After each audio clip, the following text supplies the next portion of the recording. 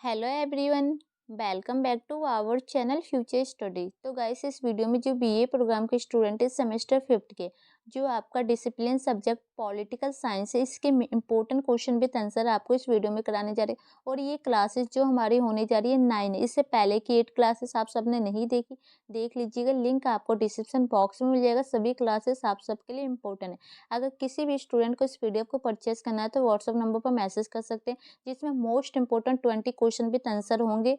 और ये क्वेश्चन आपके पेपर में जरूर आएंगे, तो आप विश्वास के साथ इस पीडीएफ को परचेज कर सकते हैं। ठीक है, तो जो हम इससे पहले बाकी के क्वेश्चन करा चुके हैं, जो इस वीडियो के अकॉर्डिंग हम क्वेश्चन नंबर 16 कराएंगे, तो वो हम आपको दिखाते हैं।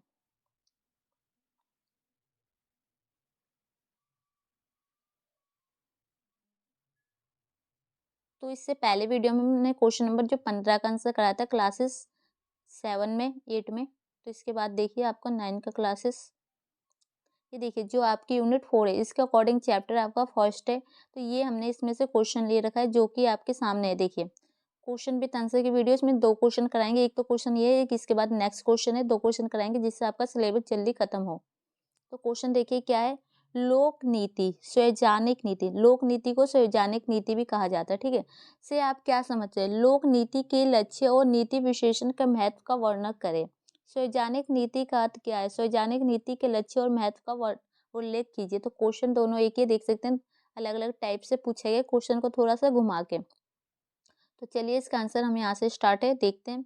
सबसे पहले देखिए लोक नीति की परिभाषा। तो राइटर के अकॉर्डिंग हम यहाँ देखेंगे फर्स्ट एंड सेकंड दो। तो देखिए सरकारी इकाई का अपने आसपास की चीजों से संबंध लोक नीति कहलाती है। मतलब जो सरकारी इकाई, मतलब सरकारी जो लोग होते हैं, उनके आसपास की जो भी चीजें होती है ना, उसे लोक नीति कहते हैं। ठीक है, सेकंड देखिए लोक नीति उस कार्यवाही की शाब्दिक लिखित है विदित बुनियादी मार्गदर्शन है जिसे प्रबंधक अपनाता है तथा जिसका अनुगमन करता है। तो मतलब जो लोक नीति क्या है, जो लिखित होती है, जैसे आसपास की जो भी चीजें होती है आपके ऑफिस में, वो सब होते हैं आपके द्वारा लोक नीति। ठीक है, इसके बाद देखिए लोक नीति से आप क्या समझते हैं? तो यहाँ देखिए लोक नीति अथवा सार्वजनिक नीति वह नीति है जिसके अनुसार राज्य के प्रशासनिक कार्यपालिका अपना कार्य करते हैं। तो देखिए जो लोक नीति होता है प्लस सार्वजनिक नीति दोनों एक ही होते हैं। वो नीति होती है जो राज्य के प्रशासनिक जो कार्यपालिका होती है ना, अपना कार्य करते हैं। ठीक है, बहुत से विचारकों का मत है कि लोक प्रशासन लोक नीति को लागू करने और उनकी पूर्ति के लिए लागू की गई गतिविधियों का योग है। और बहुत सारे विचारक जो होते हैं ये मानते हैं कि जो लोक प्रशासन क्या है, लोक नीति को लागू करने के लिए उनकी लिए पूर्ति की गई गतिविधियां का योग है। ठीक है, स्वैधानिक नीति का अध्ययन अमेरिका के कई विश्वविद्यालयों में प्रमुखता से किया जाता है। स्वैधानिक नीति सामान्यतः अर्थव्यवस्था, पर्यावरण, शिक्षा, तकनीक एवं सामाजिक नीति जैसे सामान्य शीर्षकों में वर्गीकरण की जाती है। तो जो स्वैधानिक नीति होती है वो क्या होती है? तो इसके ये विद्यालयों के अकॉर्डिंग आपको बताया जा रहा है। जो अर्थव्यवस्था, पर्यावरण, तकनीकी, सामाजिक नीतियों में इसका वर्गीकरण किया जाता है, इसको देखा जाता है। तो इसका आगे लोक नीति के लक्ष्य। तो देखिए आपके पेपर में लोक नीति या सार्वजनिक नीति के लक्ष्य पूछे जा सकते हैं, तो आपको ये पॉइंट लिखना होगा। देखिए लोक नीति एक लक्ष्य उन्मूलन उद्देश्यपूर्ण कार्रवाई है। लोक नीति एक मूल का उद्देश्य उपलब्ध संसाधनों और बुनियादी ढांचे का उपयोग करके नियोजित कार्रवाई के आधार पर पूर्व निर्धारित लक्ष्य को प्राप्त करना है। तो देखो जो लोक नीति होता है उसका उद्देश्य क्या होता है कि जो भी आपके संसाधन है, बुनियादी जो चीजें के ढांचे, उसका आप प्रयोग करके उपयोग करके एक नियोजित कार्रवाई के आधार पर आप उसको पूर्ण रूप से अपने जो लक्ष्य होते हैं उसको निर्धारित करना, प्राप्त करना होता है। इसका सेकंड पॉइंट है लोक नीति कुछ करने का परिणाम है। मतलब आपको कुछ करना चाहिए, उसका परिणाम है। ये एक एक्शन उन्मुखी है और इसका अर्थ यह है कदाचित नहीं है कि सरकार ने क्या किया या करने का इरादा है। मतलब इसका मतलब बिल्कुल नहीं है कि सरकार के अकॉर्डिंग हम देखेंगे उसने क्या किया है प्लस वो क्या करना चाहता है। सरकार विभिन्न मापदंडों के आधार पर लोक नीति निर्माण करती है। मतलब सरकार अलग अलग तरीकों को अकॉर्डिंग देख के लोक नीति का निर्माण करती है। संसाधन, वित्तीय प्रतिबद्धताओं, प्राथमिकता समूह, समस्या की जटिलता, डेटा की उपलब्धता एवं विशेष प्रशासनिक प्रणाली के भीतर एक राजनीतिक वातावरण में विभिन्न हितधारकों की सहभागिता। तो ये बताया जा रहा है कि जैसे कि आपको पता है कि जो राजनीति के अकॉर्डिंग प्रशासनिक संसाधन होते हैं, इनके अकॉर्डिंग जो अलग अलग लोगों द्वारा सहभागिता भी इसमें होती है वातावरण के अकॉर्डिंग राजनीति के भीतर। ठीक है, लोक नीति सरकारी नियमों की सामूहिक कार्रवाई का परिणाम है, मतलब जो सामूहिक नियम होते हैं उसको अकॉर्डिंग देखा जाता है। यह सरकारी अधिकारियों के एक्शन पैटर्न को दर्शाता है और नागरिक के प्रति उनकी चिंताओं प्रतिबद्धताओं को दर्शाता है। और ये जो लोक नीति क्या है कि जो वहाँ के अधिकारी है, सरकारी अधिकारी है, उनके एक्शन को दर्शाता है, मतलब वो क्या क्या कार्य करना चाह रहे हैं और जो नागरिक के प्रति उनकी चिंताएं क्या है उनको अकॉर्डिंग वो दर्शाता है। ठीक है, लोक नीति का सुनियोजित अच्छी तरह से शोध की गई कार्रवाई है और इस कानून को प्राधिकार के अनुमोदन के साथ लागू किया जाता है।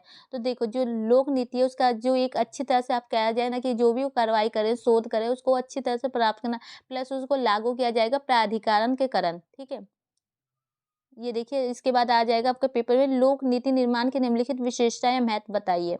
तो इस टाइप से आपके पेपर में आएगा, तो ये पॉइंट आपको लिखना है। देखिए ये आपके पेपर में आएगा, सार्वजनिक नीति के निर्माण की विशेषताएं महत्व बताइए। ठीक है, सरकार नीतियों के माध्यम से अपनी इच्छा को व्यावहारिक रूप देती है। नीतियों के माध्यम से हमें शासन व्यवस्था की पहचान होती है।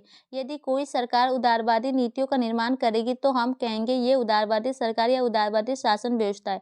ठीक इसी प्रकार जो सरकार समाजवादी नीतियों का निर्माण करेगी तो हम कहेंगे वो समाजवादी सरकार है। तो देखो यहाँ पर बताया जा रहा है कि देखो सरकारें जो उनकी नीतियाँ होती है अलग अलग तरह से होती है, वो अपनी इच्छा के अकॉर्डिंग व्यावहारिक रूप उन्हें देते हैं।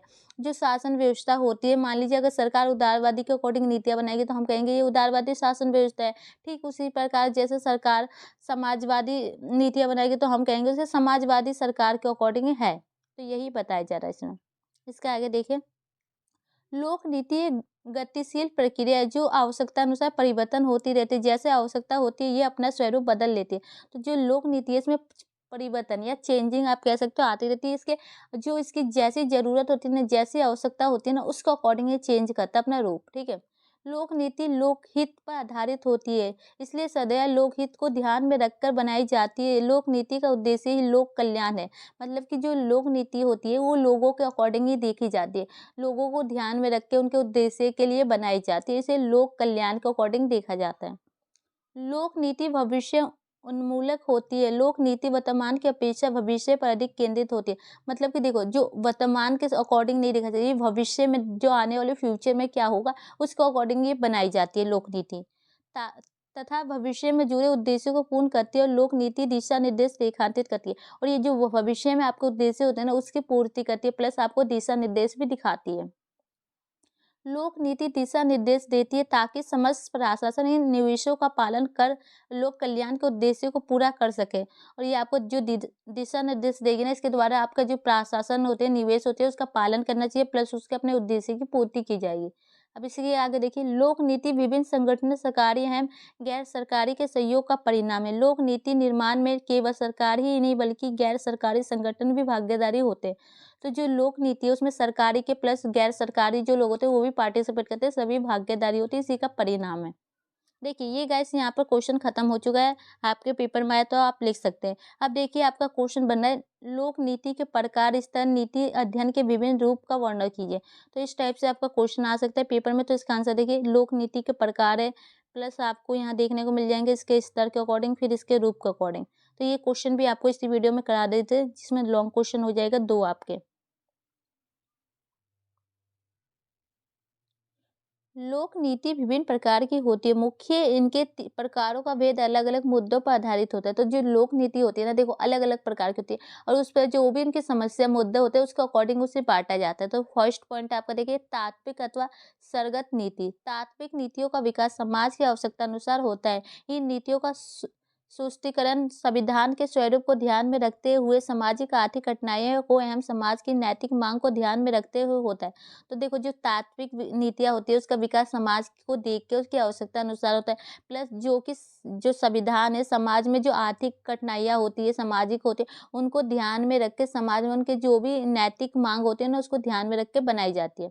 ये नीतियाँ किसी वर्ग विशेष से संबंधित ना होकर पूरे समाज के हुए विकास से संबंधित होती है। मतलब देखो ये किसी विशेष वर्ग के लिए कार्य नहीं करती है, पूरे समाज के लिए कार्य करती है, उसके संबंध रहते हैं। शिक्षा का प्रावधान एवं रोजगार के अवसर, आर्थिक स्थिरीकरण और विधि और व्यवस्था बनाए रखने आदि इसी का परिणाम है। जो शिक्षा के अकॉर्डिंग अवसर होते हैं, आर्थिक स्थिति होती है, वो बनाए रहना इसी का परिणाम होता है। ठीक है, इसका नेक्स्ट पॉइंट है निरंतर नीतियाँ। तात्विक नीतियों का संबंध व्यापार, व्यवसाय, सुरक्षा उपाय प्रयोगी आदि के नियंत्रण से है। इस प्रकार का नियंत्रण सरकार की ओर से काम करने वाली स्वतंत्र संस्था करती है। भारत में जीवन बीमा, भारतीय रिजर्व बैंक, हिंदुस्तानी इस्पात, राज्य विद्युत परिषद, राज्य यातायात निगम, राज्य वित्तीय निगम आदि संस्था नियंत्रण कार्यों में जुटी रहती है। तो देखो, नियंत्रक नीतियाँ मतलब कि जैसे आपके सरकारी कार्यक्रम हो जाते हैं, जैसे बिजली के अकॉर्डिंग और आपकी टिकट के अकॉर्डिंग, जो भी आपके बैंक के अकॉर्डिंग, बीमा के अकॉर्डिंग, जीवन बीमा, ये सारे जो कार्य आते हैं ना गवर्नमेंट के अकॉर्डिंग, इस पर नियंत्रण रखती है। ठीक है। इन सेवाओं से संबंधित सरकार द्वारा बनाई गई नीतियां वह संस्था है जो सेवाएं प्रदान करती है और नियंत्रण नीति कहलाती है। तो मतलब कि जो इनके द्वारा बनाई गई है ना, तो वो सभी सेवाएं होती है जो लोगों को देती है सरकार द्वारा, और प्लस इसको नियंत्रण नीति कहलाती है, इसको कहते हैं। इसका थर्ड पॉइंट है वितरक नीति। वितरक नीतियाँ संपूर्ण समाज के लिए ना होकर केवल समाज के विशेष वर्गों के लिए होती है, और ये पूरे समाज के लिए नहीं होती है, मतलब कुछ विशेष वर्ग, मतलब कि जो कह सकते हैं कोई अमीर वर्ग हो गया, अमीर लोग हो गए विशेष, मतलब उन्हें कुछ अच्छे अधिकार प्राप्त है। ये माल के अनुदान के क्षेत्र में, लोक कल्याण अथवा स्वास्थ्य सेवा आदि के क्षेत्र में हो सकती है। मतलब कि जैसे माल के अकॉर्डिंग या स्वास्थ्य सेवा, मतलब स्पेशल लोग देते नहीं है, जैसे प्रौढ़ शिक्षा कार्यक्रम, खाद्य सहायता, बालगाड़ी, पेशाहार, इंदिरा महिला योजना, टीका शिविर आदि। तो ये सब इनके उदाहरण है इनके द्वारा। अब देखिए इसका 4 पॉइंट है पुनः वितरक नीतियाँ। इसका संबंध नीतियों की पूर्ण व्यवस्था से है जो मूलक सामाजिक एवं आर्थिक परिवर्तन लाने से संबंधित होती है। मतलब कि देखो फिर से दोबारा से जो चेंजिंग पुनः मतलब दोबारा से इसको सही करने से होती है, इसकी व्यवस्था में इसमें सामाजिक आर्थिक परिवर्तन के अकॉर्डिंग देखा जाता है। कुछ कल्याण सेवाएं सार्वजनिक माल का वितरण समाज के विशेष वर्गों में बेमेल होता है, अतः ऐसी सेवाओं माल को पुनः वितरण नीति द्वारा सीमित किया जाता है। मतलब कुछ समाज में ये देखा जाता है सार्वजनिक माल उनकी सेवाओं को दोबारा से भेजा जाता है, इसको पुनः वितरण नीति के द्वारा ही सीमित किया जा सकता है और देखा जाता है। पूंजीकरण नीतियाँ। पूंजीकरण नीति के अंतर्गत राज्यों एवं स्थानीय सरकारों को यूनियन सरकार द्वारा आर्थिक सहायता प्राप्त होती है। यदि आवश्यकता हो तो ये सरकार अन्य महत्वपूर्ण क्षेत्रों में को प्रदान की जाती है। तो देखो इसमें होता है कि जो कि सरकारी जो अंतर्गत आता है, जो राज्य सरकार होती है, यूनियन होती है, उनके द्वारा जो सरकार को आर्थिक सहायता मतलब पैसों अकॉर्डिंग सहायता उनको दी जाती है, और ये सहायता अन्य महत्वपूर्ण क्षेत्र में भी उसको प्रदान की जाती है। तो इसके आगे देखते हैं, ये पॉइंट कुछ थे गाइस। इसके बाद देखिए नीति विशेषण के स्तर, पेपर में आए तो आपको ये लिखना है। मेटा विशेषण इस विचार की समझ से संबंधित है। लोक नीति विशेषण के रूपक का प्रयोग किया जाता है। किसी चीज का वर्णन करने के लिए विशेषण कुछ अन्य चीजों का उपयोग करेगा। इस दृष्टिकोण पर आधारित नीति विशेषण के मॉडल अभिजात, बहुलवादी एवं नम मार्क्सवादी है। तो देखो जो नीति का मॉडल है, इसमें आपको बहुलवादी, मार्क्सवादी ये आ जाएगा, और इसका जो संबंध होता है किससे होता है कि लोक नीति का विशेषण रूप होता है, उनका उपयोग किया जाता है, प्लस जो विशेषण की जो चीजें होती है उनका उपयोग भी करेगा इसमें, और अलग अलग सबके दृष्टिकोण के अकॉर्डिंग इसके मॉडल को समझा जाता है। मैशो विशेषण एक माध्यम स्तर का दृष्टिकोण है जो नीति डिजाइन में परिभाषाओं, एजेंट और निर्णय लेने की प्रक्रिया के बीच संबंध पर केंद्रित है। तो जो ये होता है कि जैसे कि आपको कोई भी नीति उसके बीच में जो भी आपको संबंध रखने के, उसकी परिभाषा करने, उसके डिजाइन करने, उसको अकॉर्डिंग इसको दृष्टिकोण के अकॉर्डिंग देखा जाता है। थर्ड पॉइंट है निर्णय विशेषण। यह दृष्टिकोण जिस मुख्य पर्सन की जांच करता है वह ये है कि दृष्टिकोण में किसे क्या और कैसे मिलता है। इस संदर्भ में नीति निर्धारक को केवल उद्देश्य को समझने के लिए नहीं समझा जाता, बल्कि मुख्य ये समझने के लिए विश्लेषण किया जाता है कि निर्णय कौन ले रहा है। मतलब कि जो भी इसमें निर्णय लेता है उसको उसमें समझना जाता है। ठीक है। जिसके द्वारा निर्णय लिया गया है वो सभी लोगों को निर्णय से क्या प्राप्त हुआ, मतलब कि जो भी उसमें मैन है उसके द्वारा जो निर्णय लिया गया उसको बाकी लोगों को उससे क्या प्राप्त हो रहा है। मार्क्सवादी, तकनीकीवाद, बहुलवाद, निगमवाद जैसे मॉडल इस दृष्टिकोण के अंतर्गत आते हैं। मतलब इनमें जो भी निर्णय लिया जाता है इसके अंतर्गत आते हैं। वितरण विशेषण नीति के निष्पादन, मूल्यांकन, प्रभाव और परिवर्तन स्तर के संदर्भ में नीति परिणाम को समझता है। तो देखो जो वितरण होता है, विशेषण होता है, इसके द्वारा जो नीति के परिणाम होते हैं उसको भी समझा जाता है इसके अकॉर्डिंग। अब इसके बाद आपके आ गया देखिए नीति अध्ययन के विभिन्न रूप। तो इसमें अलग अलग पॉइंट है। देखिए नीति अध्ययन के 3 अलग अलग रूप है। तो फर्स्ट पॉइंट देखिए नीति अध्ययन का वर्णनात्मक रूप मुद्दों और विभिन्न कारक जो नीति अध्ययन के लिए निर्धारित है वर्णन करने से संबंधित विभिन्न हितधारकों की भूमिका और नीति निर्माताओं द्वारा उपयोग की जाने वाली विधियों और तकनीकी के उल्लेख से संबंधित है। ये प्रारूप नीति के निर्माण वितरण से भी संबंधित है। तो देखो इसमें फर्स्ट पॉइंट में आपको जो वर्णन के अकॉर्डिंग किसी भी चीज़ का वर्णन करते हैं उसके अकॉर्डिंग इसको निर्धारित किया जाता है, प्लस उसमें जो भी आपकी भूमिका होती है निर्माताओं की उसके उपयोग के बारे में, उनकी विधि के बारे में, तकनीकी उल्लेख के बारे में संबंध होता है और इसका ये परिणाम होता है कि उसके वितरण से संबंधित जो भी आपकी प्रॉब्लम है प्रारूप है उसकी नीति बनाई जाए। नीति अध्ययन का निर्धारित प्रारूप नीति डिजाइन को बेहतर बनाने के तरीके और सामान्य रूप से समाज के लिए नीति को कैसे प्रासंगिक बनाया जा सकता है। तो जो इनका देखिए सेकंड पॉइंट है जो नीति अध्ययन, मतलब इसमें जो भी आपके जो डिजाइन तैयार करते हैं उसको बेहतर तरीके से बनाना जाए, प्लस जो समाज में नीति को प्रासंगिकता बनाए कैसे जा सकता है इस पर बल देता है। संपूर्ण नीति प्रक्रिया और अधिक समावेशी, सहभागितापूर्ण और परिवर्तनशील बनाकर सुधार के लिए सुझाव भी निर्धारित करता है और उसको जो नीति प्रक्रिया होती है उसको बहुत ही अच्छे तरीके से समावेश बनाता है, उसमें सभी की सहभागिता को पूर्ण करता है, परिवर्तनशीलता लाता है और उसको बनाकर सुधार करके और उसे अच्छी तरह से निर्धारित करता है। ठीक है। नीति अध्ययन का तुलनात्मक रूप से मूल रूप से विभिन्न नीति, उनकी संरचनाएं और परंपराओं, प्राथमिकता, विभिन्न एजेंसियों, अभिनेताओं, नीति परिणाम आदि का अध्ययन करता है ताकि नीति अध्ययन प्रभावी और कुशल बनाने के लिए पर्याप्त जानकारी एकत्र की जाए। तो देखो जो नीति अध्ययन होती है उसमें अलग अलग चीज़ों जैसे परंपरा, संरचना, प्राथमिकता, इन सभी एजेंसियों की जो सहायता करता है उसका परिणाम प्राप्त करता है और इसलिए करता है क्योंकि एक अच्छी तरह से जो नीति को तैयार किया जा सके। तो गाइस फाइनली ये क्वेश्चन था जो कि हमने आपको कंप्लीट करा दिए और ये हमारी अब लास्ट वीडियो होने जा रही है। बाकी के जो क्वेश्चन बच गए जैसे कि क्वेश्चन नंबर 18, 19, 20 प्लस और इधर से 3-4 क्वेश्चन बचे हैं जो आपका चैप्टर थर्ड के अकॉर्डिंग था। क्वेश्चन नंबर जो आपका 11 से और 15 तक, मतलब 6-7 क्वेश्चन अभी बच चुके हैं, बाकी क्वेश्चन कंप्लीट हो चुके हैं। अगर जितने क्वेश्चन हमने वीडियो में कराए ना वो ही कर लेते तो उसी में से 5 क्वेश्चन आपके पेपर में आ सकते हैं और आपको 4 क्वेश्चन ही अटेंड करने होते। तो वीडियो अच्छी लगे तो लाइक शेयर कीजिएगा। किसी भी स्टूडेंट को पीडीएफ से पढ़ने का मन है तो आप पीडीएफ को परचेस कर सकते हैं। वीडियो को शेयर कीजिए। थैंक